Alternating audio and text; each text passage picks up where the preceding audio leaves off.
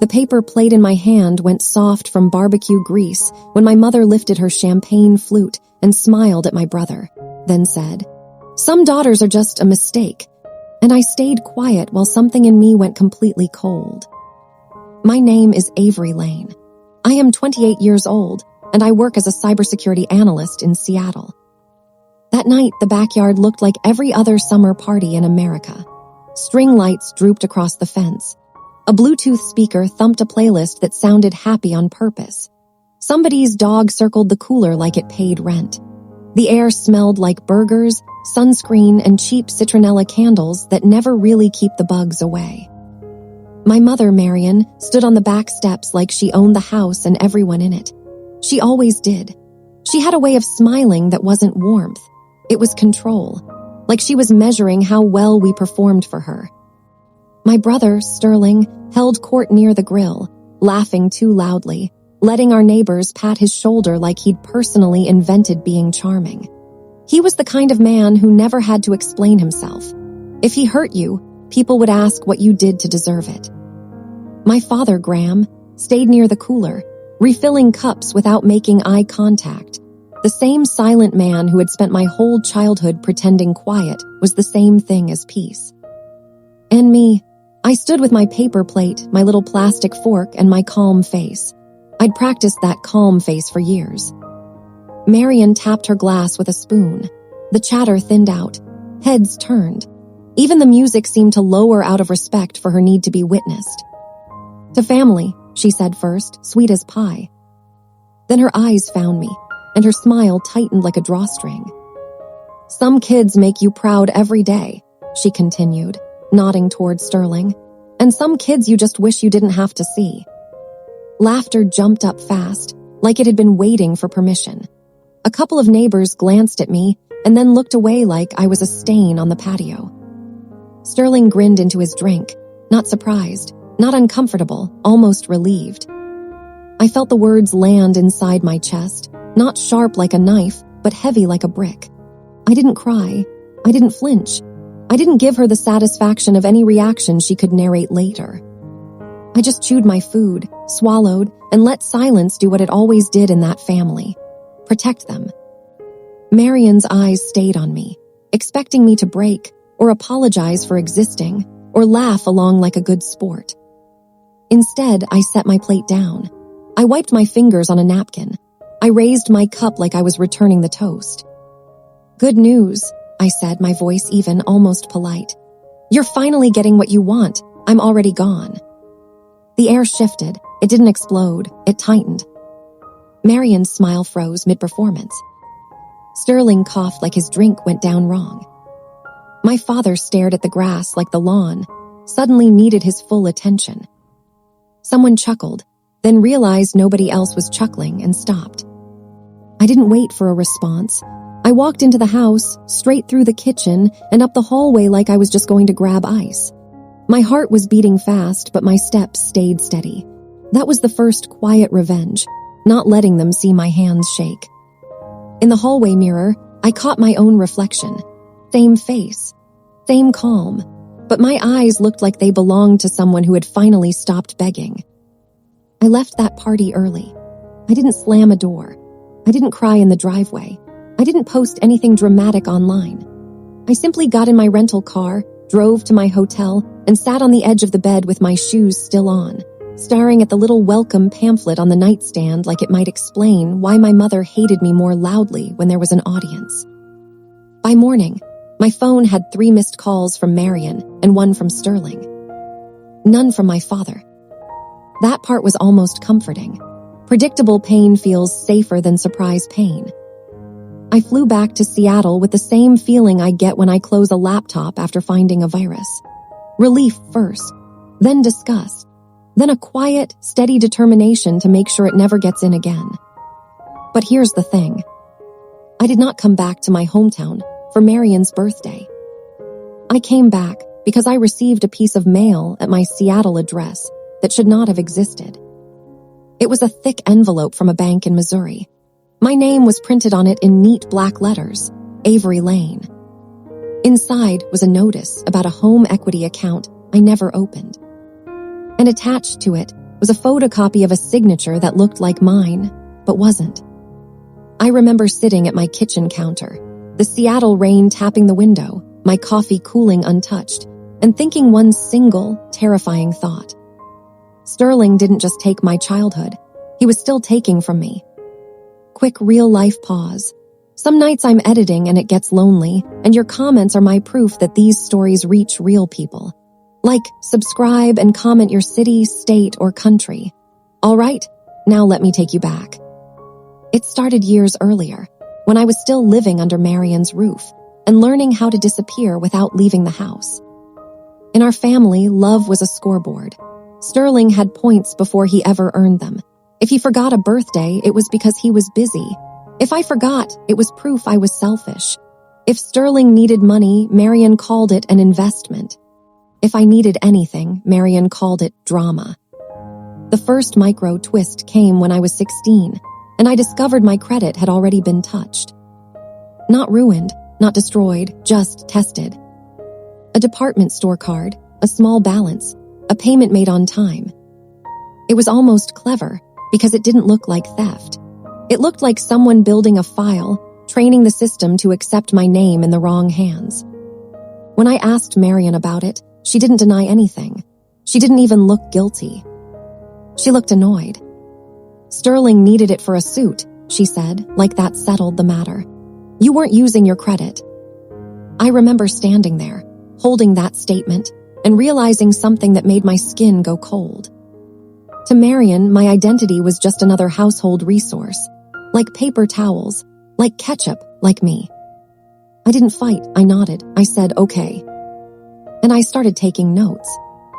Quiet notes, screenshots, dates, statements.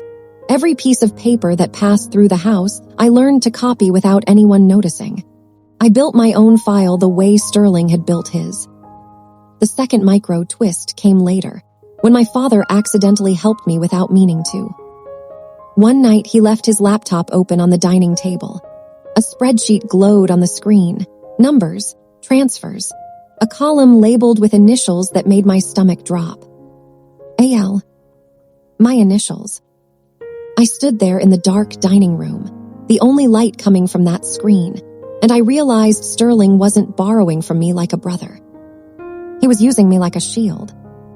And the worst part was, someone in that house was helping him. I reached for my phone to take a picture. Then I heard footsteps in the hallway. I froze with my hand midair, the way you freeze when you're about to be caught, and you already know they'll blame you for being caught, not for what you found. The footsteps got closer, and the laptop screen suddenly went black, like someone had hit a key from another room. I didn't move, I didn't breathe. Because in that moment, I understood something even worse than stolen money. Someone in that house had been watching me the whole time. I stood there in the dark dining room long after the screen went black, my reflection faint in the glass cabinet, my heart beat loud enough that I was sure someone upstairs could hear it. No one came. No door opened. Whoever shut that laptop down wanted me unsure, not confronted. That was the moment fear turned into clarity. I went back to my room and didn't sleep. I lay on my bed staring at the ceiling fan as it clicked unevenly, counting rotations the way some people count sheep.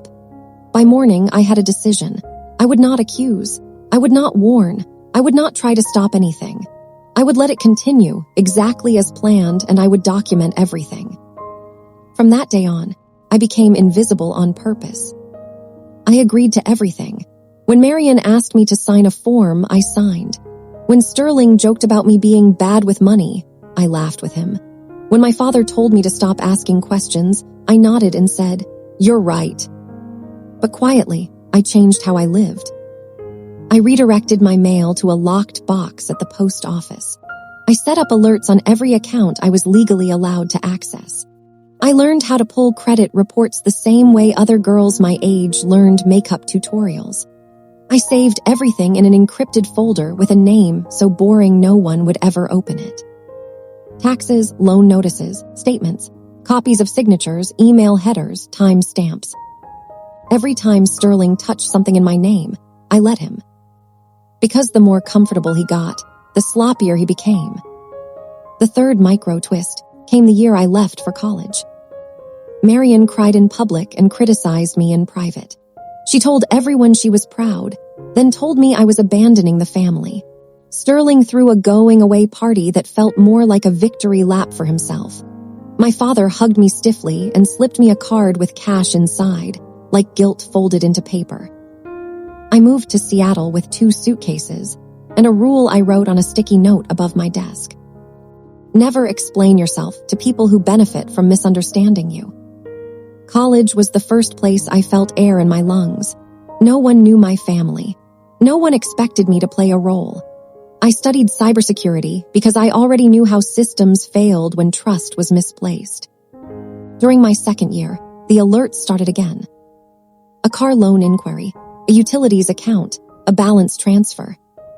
Always neat, always justifiable, always under thresholds that wouldn't trigger immediate panic. I called Sterling once, just to hear his voice.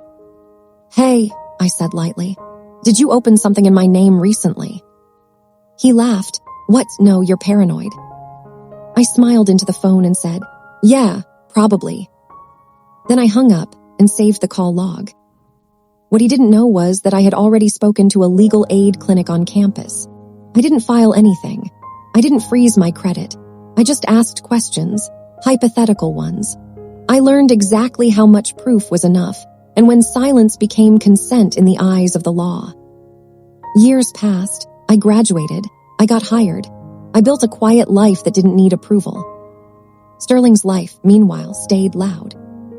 He bounced between ventures, real estate, fitness coaching, online sales, always almost successful, always blaming timing. Marian bragged about him constantly, even when the bragging contradicted itself. My father aged into deeper quiet, his emails shorter, his apologies implied instead of spoken. Then came the bank letter. The home equity notice. That was different. That was no longer testing. That was escalation. I called the bank, calm and professional, and asked for copies of everything. They sent them without question. Applications, recorded calls, addresses. Sterling's voice was on one of the recordings, confident and careless. "I have authorization," he said. "She trusts me." I booked the flight that night. Not to confront, not to fight. To finish it. Back in my hometown, I didn't go to the house first. I went to the bank branch listed on the paperwork. I sat across from a manager named Rowan, hands folded, voice steady, and laid out my file. I didn't accuse Sterling. I didn't cry about Marian. I didn't mention childhood.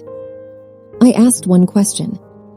Can you explain why my identity is attached to assets I have never lived in, utilities I have never used, and signatures that are not mine? Rowan went quiet, the way professionals do when they realize they are about to enter a problem they cannot unsee. An investigation began without drama. Fraud departments do not shout, they document. I went to my hotel and waited. The birthday party happened 2 nights later, Marian's performance, Sterling's grin, my quiet exit. By the time I landed back in Seattle, the accounts were frozen. By the time Marian left her first voicemail, subpoenas were drafted. Sterling called from an unknown number. His voice was tight, controlled. "Why didn't you just talk to me?" he asked. I sat at my kitchen table, looking at the rain, and answered honestly. "You never listened." I hung up and blocked the number. The final twist came months later, when my father called. Not to defend Sterling, not to yell. To ask for help. His voice shook when he spoke. He told me the truth I had always suspected, but never heard out loud. Marian had pushed Sterling to use my name. She said it was temporary. She said I owed the family. She said I would never notice. My father had known, and done nothing. "I'm sorry," he said finally. "I was afraid." I closed my eyes and let that land. Not sharp, just final. "I know," I said. "That's why this ends here." Sterling took a plea deal. Marian stopped calling. My father moved into a smaller place and learned how to cook for himself for the first time in his life. I didn't celebrate. I didn't announce anything. I just locked my door, updated my beneficiaries, and went back to my work. Some revenge is loud. Mine was a file folder, a timeline, and the patience to let people reveal themselves. Silence followed in a way that felt unfamiliar at first, like a room after a generator shuts off and your ears keep waiting for the hum. Weeks passed without messages from my mother. No surprise calls. No guilt-soaked emails. The quiet felt earned, not empty. Sterling's case moved through the system without my involvement. I never went to court. I never testified in person. Everything they needed was already documented. My words were no longer required. That, more than anything, told me I had done this right. I focused on my work. Seattle rain softened into routine, morning coffee, evening walks, code reviews that demanded precision instead of emotional labor. For the first time in my life, my brain wasn't split between survival and ambition. It was just mine. Then one afternoon, a small package arrived at my apartment. No return address. Inside was a photo album. Old, worn at the edges. I recognized it immediately. My childhood photos. School pictures. Birthday candles. A shot of me at the kitchen table with a science fair project, smiling like I thought someone was proud of me. A note fell out when I opened it. Your mother said you would not want these. I thought you should decide that yourself. Dad. I sat on the couch with the album in my lap for a long time.